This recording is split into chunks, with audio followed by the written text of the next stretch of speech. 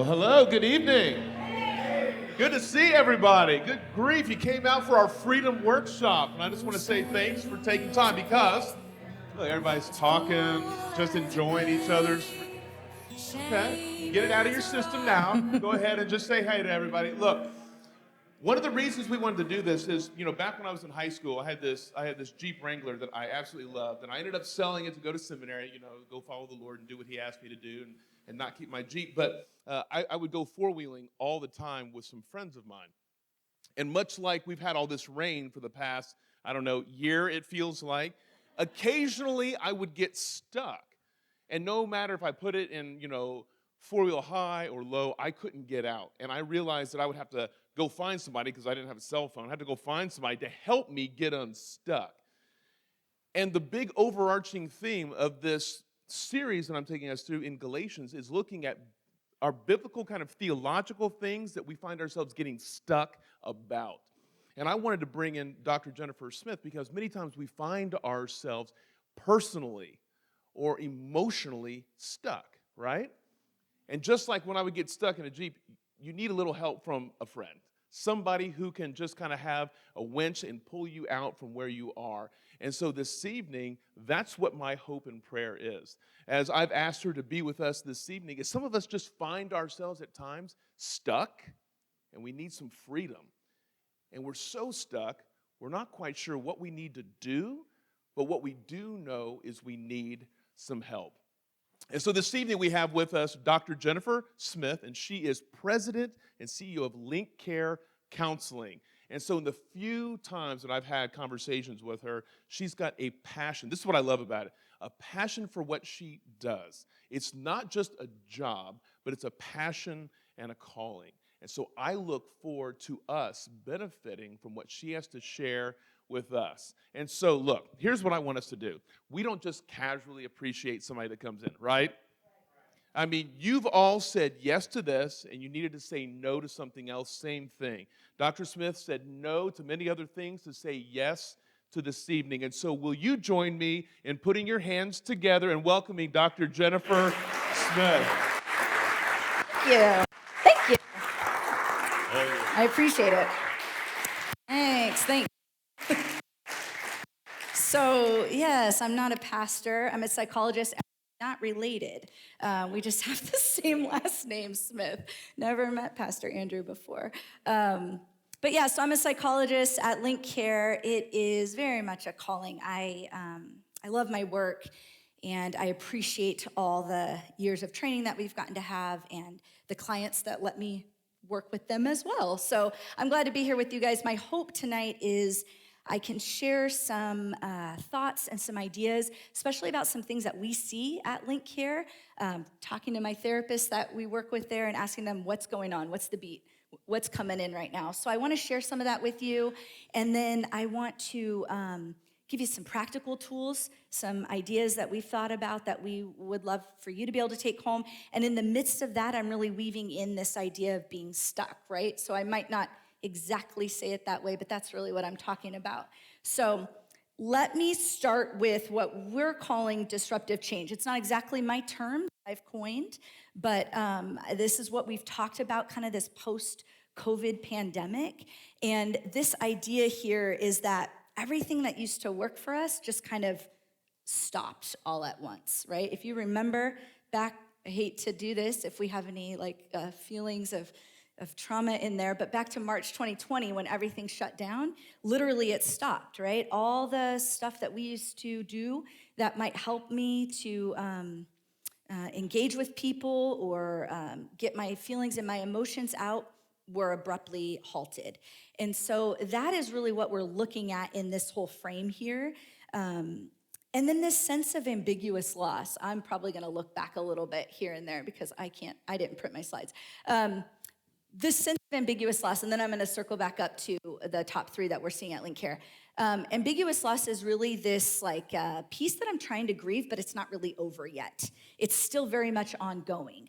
My easiest way of illustrating this, if you think of somebody that has Alzheimer's, very much physically they are present with us, but their mind is not necessarily present with us, or even a dementia type of piece, right? So they might not remember you, they might not remember some of our history, even if we're it's my spouse or it's my parent, right? So that's kind of what we're dealing with in the ambiguous loss.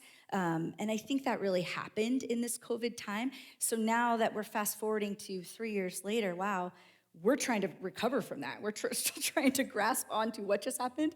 What did I lose? What am I grieving? How am I feeling now? All of those kinds of things. And so you know that the situation's still present. You know that things are still going on, but you're not really sure kind of what to do about it. Now, I listed up here kind of the top 3 things. So at Link Care, we have really 2 components of our counseling center that we do, if you're not fully aware. One is this community aspect where we really work with anybody in the community who would like to come hang out with us and talk about emotions. We love to do that. And then the second part is we work with people who are in ministry, specifically those who are overseas sharing the gospel. And they come and they stay with us and they do some intensive counseling, and then praise the Lord, they can go back out, right, and keep doing what they're doing. Now, the top 3 things that we see, I say all that because this last year, we kept really close tabs on what we were seeing at Link Care, and these are the top 3 on that first line up there. The majority of the people are coming to us because of some kind of depression, anxiety. I lump them together because they're really hard to tease out. I don't know if you ever felt this, but they pretty much go together in a lot of instances.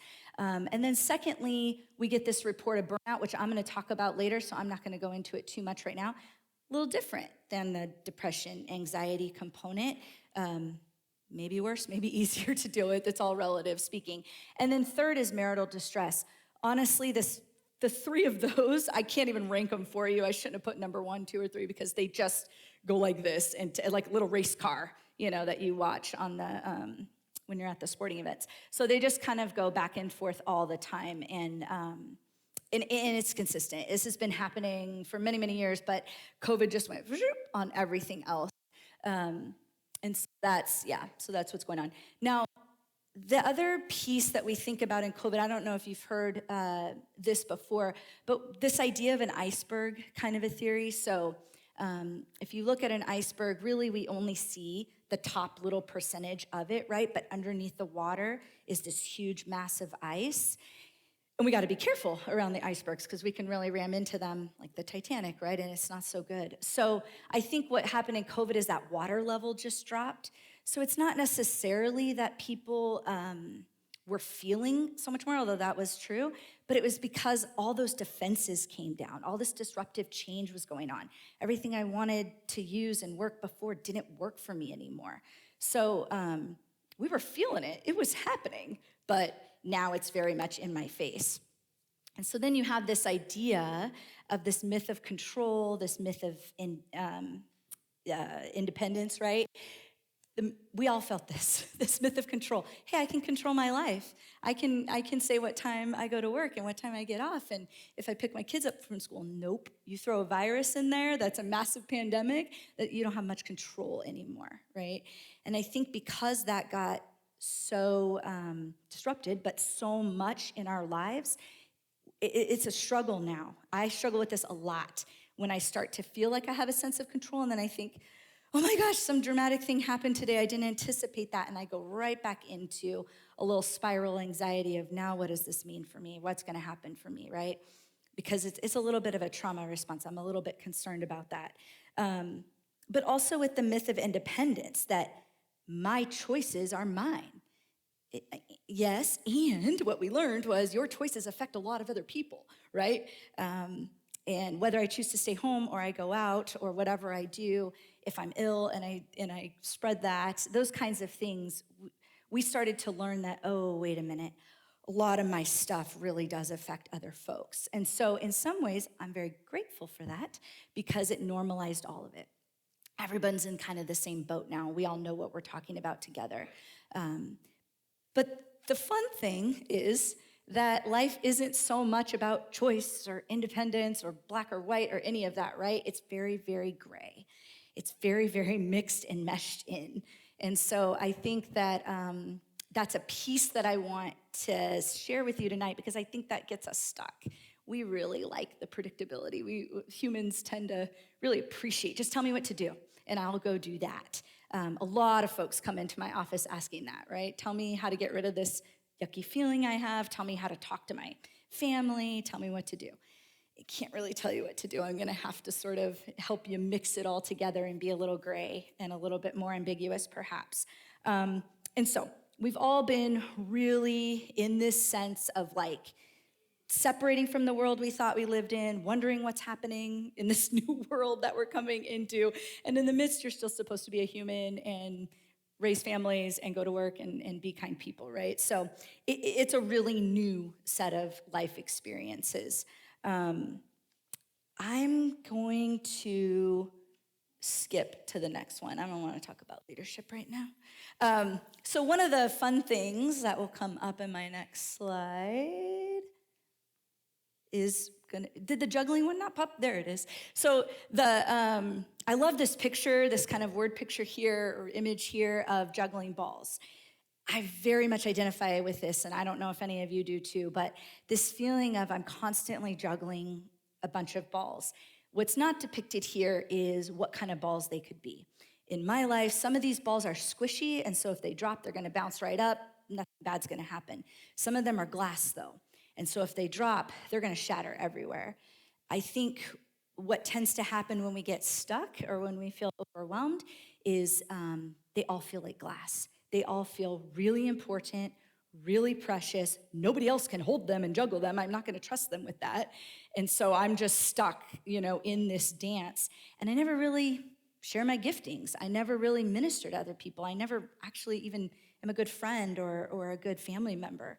So I think I just really appreciate this because my question would be, what can you drop? What can you let go of? There's probably some rubber one in there that's gonna be okay. It will rebound, or someone else will pick it up. Is that me? In and out. How about if I do that? What if I juggle in real life? So I just want us to keep that in mind about which ones are we really willing to drop, to let go, to let somebody else help us with. We're gonna talk maybe about that a little bit more as I go through tonight. So let me talk a little bit about what emotion is as I peek at my slides. So I separated out the idea of emotions, feelings, and moods. Some of us use these interchangeably, and that's totally fine as long as I know what you're talking about. That'll be okay. But I thought, hey, you got a psychologist here. Maybe I'll define them for you, and then we can work with that a little bit. So the emotions are really a body, a mind behavioral response, right? Where the feelings is something a little more internal. So my emotion will come outward. Usually it'll be an expression of some kind of feeling that I'm having. Sometimes they don't appear to match up very well. If you think of any children you've been around, and maybe they're very sad, but it comes across as very angry, right? They're missing something, and I might expect them to tear up or look low, but they're like, I hate you, or you don't love me, or something kind of aggressive, and they might punch or whatever. So sometimes they don't seem to match up, but the emotion is really the outward expression of it. And then that feeling is something that's internal response. The mood, though, is a little bit less intense, and it's longer lasting. So sometimes the easy way that I like to define this is if we think of a depression, some of us talk about I feel depressed, I am depressed. There's a difference in my world between like a clinical depression, something I'm probably treating you for, maybe you're seeing a doctor for, but then like versus the depressed mood, the blah, the blues, the more transient kind of, it's in response to something I'm going through. It doesn't seem to last like forever and ever, right? It doesn't change my life per se. It affects my life, but doesn't totally change it. So that might be helpful if we're talking together later on, if I'm talking about how to get unstuck. Maybe you'll take some of these verbiage and be able to talk about that in your relationships. The really fun thing that I like to do in my job is talk about how emotions are really value-free. Families don't love to talk to me like this when they bring me maybe their child that's acting out and they say, I need you to help me with this child. And I say, they're just yelling, just a little bit of anger. It's okay, right? I'm not trying to agree with your emotion. I'm not trying to say that, actually that's the right thing to do right now. But it's just the feeling. It's just the expression that's coming out. The more that we can engage it that way, the easier it is to kind of get behind it. And believe me, I'm really guilty of this too. especially in my family, especially with people that I'm close with. If they have something very strong coming at me, I'm thinking, I'm going to tell you why that's not right. I'm going to tell you why you shouldn't feel that way, right? Or why I didn't mean it that way. And so we're not going to do a ton of therapy tonight, but that's one piece that I like to sort of do there. The other fun stuff is that emotions were created by God. I mean, how cool is that, you know? But the crazy part is, and I think we'll get to this in a later slide, we got to get the whole spectrum. If we're going to really talk about how we were beautifully and wonderfully created and how God didn't make mistakes with our feelings, we've got to look at all of them. We get to have the joy, we get to have the sad, we get to have the mad, the fear. You know, it's all kind of in there. The trick is learning how to manage it. And I'm not going to be able to have time tonight to really go into many instances where this is actually, we're talking about a little bit more than emotion, right? We're talking about something that's impacting my whole life, and something that I would call more clinical. I can't go into all that tonight, so bear with me as I kind of hang out in the zone of the majority of the population piece. Unfortunately, we have to keep it there. And then the only other part I want to say about this, and we'll come back to some strategies in a little bit, but in my emotion, what I'm hoping to do is really figure out what's going on for me, what's going on for the other. If I can notice those things, I can get into a conflict resolution pretty easily. I can sort of affirm other folks a little bit easier rather than getting really super caught up in that. So I just asked some questions there about, can you be curious about your internal state? Can you say, that's interesting. What's going on for me right now? Why am I feeling super hot? You know, or why is my stomach churning? You just said this thing. So that could be really powerful. The disclaimer in that is things happen fast. Conversations. We don't always have the power or the option to think through, but you can do this later in journaling or before you're heading off to bed, right? Let me address some burnout really quickly, not super quickly, but I want to just address the burnout piece because it's a little bit different. I see this quite a bit in clinical, and I don't know, probably moving around. A couple key points about burnout.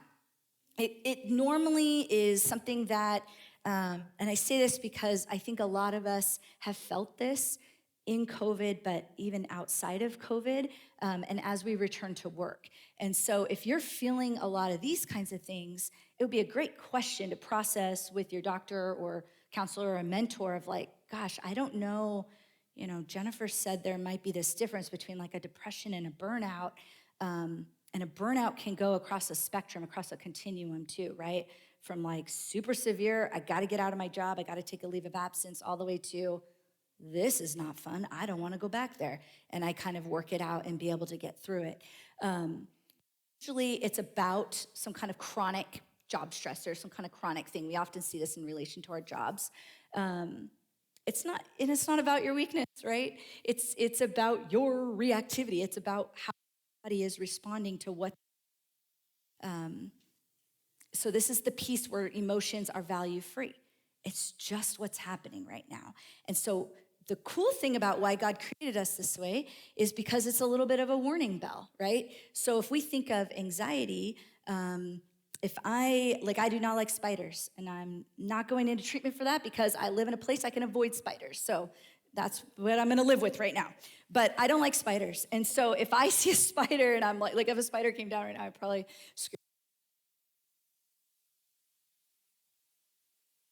Alarm bells coming up. I know it's in and out. That's my alarm bells popping up saying, you should be a little scared right now.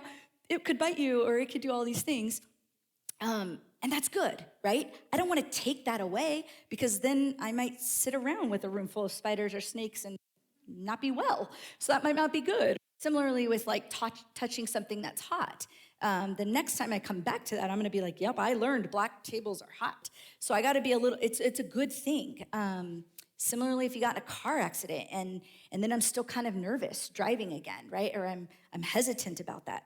Yes, your body is reacting in a good way. That cortisol's shooting up. So that's the other piece about kind of the burnout. It's a reactivity to something that's going on, and it's not a weakness. It's a It's something to pay attention to and to be curious about and ask, what do I need to do about this, if anything? Who do I need to call alongside me? But we'll get into that in a second. Often you see it, we're seeing it a lot more because of things like war, civil unrest, COVID, pandemics, all these things that have been circling around us for the last couple of years. So the good news in some ways is you're not alone feeling these kinds of things and wondering about these kinds of things. But also, what we know about burnout and what a great treatment product would be is something about self-care. And that's how I can maybe avoid. So if I was on a continuum and you were more on a scale of 1 to 10 and you're down here in the like 1 to 3 zone, I'd be like, this is cool. I'm really glad to know that your body's responding in a certain way. How can I help you to keep you down here so we don't escalate you into a 10 or into a red zone, right? So let me go to, I want to also give you another illustration. It might feel jumpy, but I promise it'll all circle around at the end. I want to show you this brain model. If you've ever been around a therapist before, they might have done this to you, showed you this. We love this kind of model, especially at Link Care. The idea is that if this is your brain, inside the very middle of your brain is what we call the amygdala. Not we, the scientists. I didn't make this up, so I should not claim any credit for that. But it's called the amygdala, and it's a high emotion center of our brain, right? And when I go like this is representing my frontal cortex. This is this front part of my brain that helps me with all my critical thinking, my decision making, my good thoughts, like all my logic is up here. Well, when I'm super emotional, my brain will go like this, and it kind of like exposes the middle part where all that emotion is. And guess what happened to my good thinking, my critical thinking? It went woo, it went way far away, right? So now you get the things like I'm yelling, I'm kicking things, I'm saying things that I don't mean, but I'm engaging in behaviors that I know aren't super great for me. All my inhibitions sort of fly away. And you might have it in the back of your mind like, stop yelling, but it's hard. So we call it flipping your lid. And it's a great model. I didn't call it that, Dr. Siegel did, but it's a great model for this. And we talk about it in our families too, because parents can't figure out, I don't know, my daughter just turned 13, so I don't know if we got any teenage families in here. Oh boy, it feels like this a lot, right? We're just talking, and then it goes up, and she comes back online, and then it goes up again, and that's okay. That's part of how they're working this out. But if I'm seeing somebody, mostly a grown-up, the other thing to consider is our frontal lobe doesn't fully develop until we're into our 20s. So this is why teenagers are infamous, and young 20-somethings are infamous for making bad decisions. Just physically, it's hard for them, right? They're coming on. Their brains are. If I'm making a lot of choices out of this part of my brain, it's going to be real hard to get unstuck. It's going to be real hard to have good, fulfilling relationships, connection with the Lord, all of those awesome things. So I got to learn about how to calm myself down and get myself back here so then I can engage well with the rest of the folks. I'll talk about some self-care strategies at the end that I try to come up with some new ideas and ones that maybe I hadn't heard before. The old tried and true trick is the breathing. I'm not is really clearly an effective strategy because it slows you down enough, recalibrates kind of that whole limbic system, and pulls my lid back down so we can chat and we can get well together. And so anyway, I said all of that. So things like burnout, things like chronic stress, COVID stress. I just got to keep circling back to it because that was so impactful for all of us. But those kinds of things keep our lids up here. It's funny, on Wednesdays we have a team meeting, and my therapist, we come together and we're able to kind of consult on different cases that we're working on. And one of the therapists said today, it's like the parents are always living like this. They're like half, because, and it's true, because they've been in chronic stress for so long, they're like waiting. Right? They're like, when's the next thing gonna happen? Okay, think we're okay. No, we're not. So, and that's a hard place to live. It's really hard for you on your body. It's really hard on our relationships. I just feel for folks that have to live like that. And sometimes we do for a time. So the other thing, but I think this is the next slide would be a really great word picture for us about how I would love for you guys to live. This difference between a fruit salad and a smoothie, right? So the idea of the fruit salad is all of my pieces are out. And I mean, they're not totally separated here. They're sort of mixed a little bit, but I know exactly what they are. Yep, that's, my adolescent self. That's my mistakes, new life in the Lord. But what I would really love is if we could figure out some kind of integration strategy where all of my pieces are really together inside of me, integrated well. I'm not trying to kick out the stuff I didn't like. It happened. It formed me. It molded me. It's kind of why I'm here, right? That's important stuff. I don't want to live out of all of my mistakes, but I got to kind of get them all swirling together in my smoothie. Hopefully, it's a delicious smoothie. So let me talk a little bit about some times where I really think that we do get stuck. And I'm calling them strategies, but I think that this is seriously where we see this all the time. So I have 3 ideas about maybe how to get unstuck in this. We'll see if I can breeze through it too. One of them would be naming it. This sounds super simple, but many people, when I ask them, how are you, what's going on for you, what are you feeling? I have no idea. I don't know. And so this is actually a very challenging thing, right? So sometimes we have to get real practical and go into literally, how are your hands? How is your head? How is your stomach? And just sort of connect my body. But there is so much power in naming your emotions and in saying what's going on. And not in the, you're making me feel this way moment, but in the, I'm really nervous, or I'm really scared about what you're gonna say to me right now, or I'm scared to tell you this thing, or or I'm just feeling tired, right? There's so much power in that because it just helps us all to be where we're supposed to be.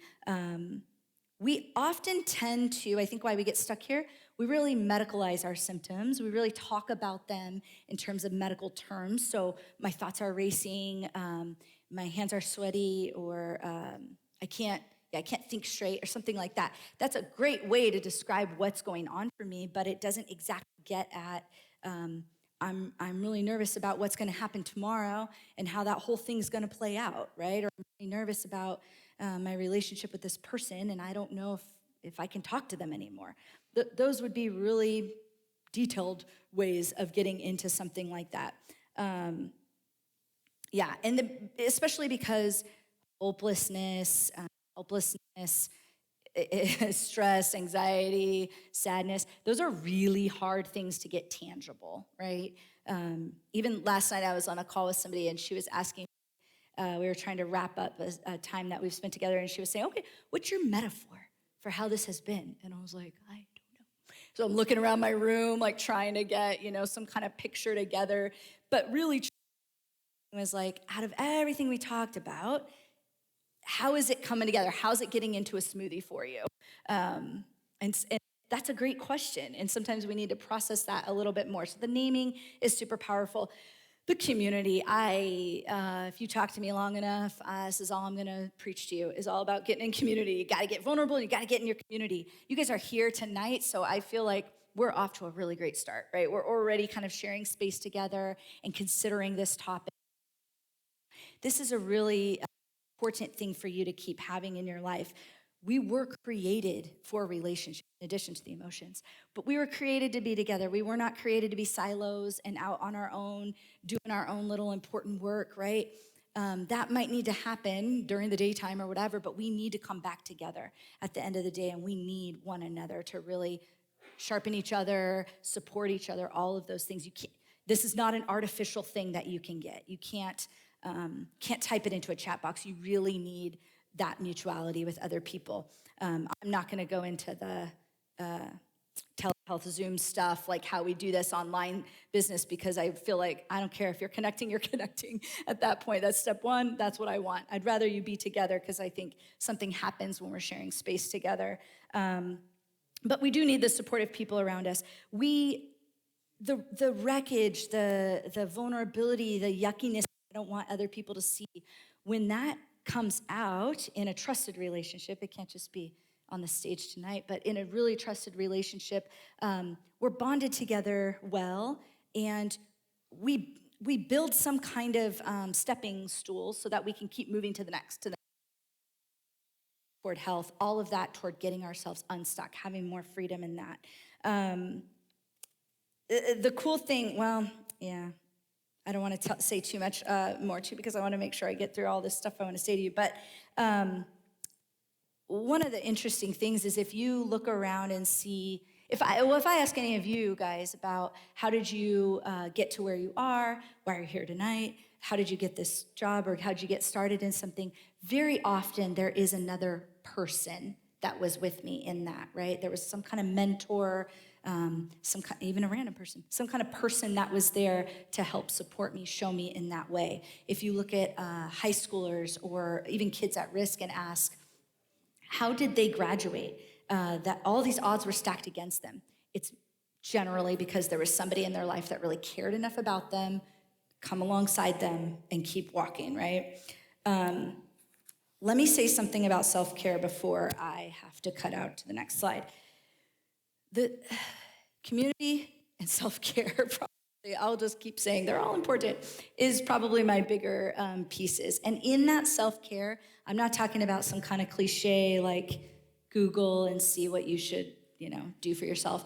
It has to be something that's really individualized and adaptable, because this is something we learned in COVID. Remember, all the things that used to work didn't work anymore all of a sudden. I couldn't just go out, call my friends, and go hang out somewhere anymore. So it has to be something that's a little bit adaptable. It has to be personal to me. People ask me all the time, well, what do you do? I'll do that. I'm like, nope. You got to think of all your own. I'm not going to tell you even what I do. So it's quite a challenge sometimes when we're not used to taking care of ourselves. Most of us are really quite fine with taking care of somebody else. That somehow feels easier, and anticipating their needs and trying to care for them. But really, if we can look at us, that's going to be a big piece. It's important for your long-term health, right? Because probably nobody else cares as much about you as you do. And so that's pretty, well, except for God, but that's pretty important and pretty significant, right? So I really gotta put myself at a priority at some level to be able to say, if I don't care for me, I'm certainly not gonna be able to care for anybody else. This is a big piece that we think about in my work, in my role, but also in my work with other clients, because we're with a lot of caretakers a lot. We're with a lot of folks in ministry, and I know that that's what they love to do. That's what I love to do. But ultimately, if I get burned out and I'm sleeping too much, I won't be here to help with what God's called me to do. So I think that this is a pretty important piece. I would really encourage you to look at this during times when you're feeling okay. Not so much times when you're feeling really desperate, because it's hard to come up with stuff when I'm not feeling good, right? But if you're feeling okay, if life seems to be fine, we can take a pause and ask, well, what am I doing that's helping me right now? What do I seem to like right now? How can I continue in that? Let me run through managing emotion, and then we'll zip through some resilience so we can get to the practical skills that y'all came for. Here's my breathing. So yes, if you're like this is what I'm referring to when I'm saying managing emotion. And this may even feel pretty stuck for a lot of us, right? Many people, if you're feeling this, many people are saying to me, I don't know how to pull my frontal lobe back online. I just always feel so exposed and emotional. These are some of the things that I would probably start to talk about without knowing you all personally. The breathing, the reframing, and the, anticipating is sort of tough, but breathing, I don't mind how you breathe. Just do it. You can download any apps. They're free. You can go on Pinterest or Google. I don't really care. If you want a quick and dirty kind of rule for it, the idea is that we breathe in, and then we breathe out longer than we've breathed in. So if I breathe in for a count of 4, I want to breathe out for a count of 8. That is a very calming kind of strategy. Cool thing about breathing, people don't know you're doing it. The other cool thing about breathing is God created it, right? So you already have to. It's already built into your limbic system.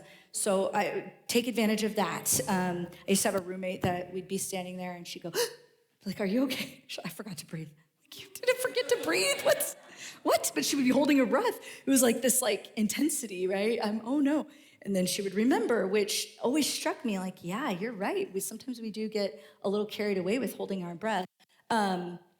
Using our emotion, we talked a little bit about this, and the empathy can be really challenging for us to understand because it feels a little bit at times like I'm affirming what you're saying and I'm telling you you're right. Maybe affirming is the wrong word, but I'm telling you you're right. I'm not saying I agree with what you're saying right now. I'm just trying to join you in that space and say, am I getting this correct? Am I understanding what you're telling me right now? That's an empathy response. Yeah, this reminds me of the red flags that are coming up that we won't be able to go through too much. But this sense of like, did I get that right? You know, especially with our kiddos who are learning to say things, who are growing in this capacity. That's a really important strategy. I always think of my kids when they were younger, poor things, right? They grew up with this psychologist for a mom, but they have a lot of emotion words. I don't know why. So sometimes I've said to them when they were younger, like, yeah, you're really frustrated right now. I'm not frustrated, I'm angry. That's great, I don't know the difference. Like, help me, wow. But you know the difference, right? So for them, that is important. And they want me to understand that. So I'm gonna work on that a little bit. And again, I'm not really condoning any bad behavior. Understand where we're at. This is very tough to do in our marital relationships because we both have a feeling about something or we both want to say something, but we're running out of time, right? Or what you've just said now activated me again and I want to respond back to that. It's hard to slow this process down. Really, truly it is. But you have to be like this if you're gonna slow your process down. We have to get that frontal lobe back online. Let me say a few words about resilience. Resilience is something that we've been looking a lot at in the last couple of years in the mental health community. What we're noticing, especially in the clients we're serving, is this lack of what we're calling, not just me, but a lot of people are calling ability to manage yuckiness. It's that distress tolerance is low, low, low. We used to be able to manage some distress, right? We used to be able to be in this place of like, well, that was a hard day, but I'm gonna keep going. Now it sort of feels like, that was a hard day, and now what else? And so again, my lid kind of gets flipped up and I'm anticipating the next bit. So there's just this like evolving piece of people aren't used to feeling bad and not really sure about what they should do if they feel bad. So resilience is a big part of that, having some sense of it. I put a definition up there. The tricky piece about resilience is it requires these things that are challenging for a lot of us and that keep us stuck sometimes. So this bit about vulnerability, no thank you. I don't want to share all the things about what's going on with me. I would rather complain about them or I'd rather react to them. This is a really hard thing to have, but resilience is necessary if we're gonna get ourselves unstuck. I don't know is beautiful. This is I've adopted this phrase and I say it quite often. To the staff. What are we gonna do about this? I don't know. I need to think about it. It doesn't mean I'm not gonna know. It just means I need a moment, right? So this rush to like answer or respond, we probably don't need that so much. The getting back up and taking risks part, I think, is super challenging. That's the resilience part that I would really love to focus on if we had a lot more time tonight. But figuring out some way for me to get up, keep moving, to try that thing again, try it differently. Just because it didn't work this time doesn't mean it's over forever. But that's part of the lie that we would like to tell ourselves, I think, right? That would excuse me pretty easily. Grieving and reshaping expectations, I probably don't need to harp on that too much. I know we've talked a lot about grieving in the last couple of years. We might be getting to a space where we feel like we can do it a little better now, which is great. But also reshaping our expectations and being able to say, my birthday parties used to look like this, but now they look like this, right? And that's not, we don't have to have a lot of judgment on it. It just is reshaping, it's just transitioning. And so that's important. Go ahead and show this kintsugi. Have you guys ever seen this Japanese pottery before? Another image that I love to have of the idea is that pieces are broken, but we glue them back together with some gold, special glitter kind of piece. It's a really fun project to do if you've got some spare time. But basically, the cracks are a part of life, right? They're there for a reason. I want them there. In this case, this kind of project makes it really beautiful and kind of accentuates and helps me to really articulate what was hard, but now what is beautiful for me. Go ahead and pass over the red flags, I'm sorry. Unless you want to pause there and you guys could take a picture of it if you want to on the next slide, but I'm going to be mindful of our time. And just some red flags. What I mean by red flags is some ideas about how we're really staying stuck. If I start to see some of these things, then I start to know, I'm really stuck. Probably don't advise you to tell other people that they're stuck. I don't think that would be helpful. They usually don't want to hear that from us, but you could say that I've showed you this slide and you wonder if they relate to any of those points there. But so instead of a receptive listening, someone keeps talking, right? Or they wait for you to pause and then they keep talking. That's all not good stuff. And you can know about the best. But let me end with some practical skills that I was thinking about in the last couple of months. Telling the truth is similar to this vulnerability, naming it, being in community, having resilience. It's all coming together now, right? This is a really important thing for you to be able to do. If you can't tell the truth to somebody else, tell the truth to your journal. Tell the truth to God in prayer. You've got to get this stuff out of your body and your mind. I think I did enough brain work with you guys tonight, but there is something really powerful that happens in the brain when you physically are writing stuff. Verbalizing is good, but physical writing is really powerful, and I don't have time to go into all of it tonight, but trust me, it's really good for you, and so I'd love for you to do this. Asking what it means for the other, creating a safe space, having routine. A lot of folks like to have this protected zone in my office, in my car, in my home, wherever I can get it, right? Just some space that I know when I come here, I'm probably gonna meet with God. I'm probably gonna have a space to emote, whether it's tears or laughter or whatever it is. Something safe that really generates my body to be able to do that. Turning off the news, taking a break from social media, you've heard these things. It's super powerful, right? It really recalibrates my system to say, what is important? What am I supposed to be focusing on right now? And I think if I can get away from the 24/7 input, it really kind of lets me ease in, pulls my brain back online, and lets me reconnect with people again. Play-Doh versus a rock. When I heard this, I was like, no kidding. Asking yourself, is this a Play-Doh problem or is this a rock problem? A Play-Doh problem is something that's moldable, shifting, changing, growing, right? Evolving. I can smash it, I can reshape it, I can do any of those things. A rock problem is pretty hard. It's probably not gonna change very easily.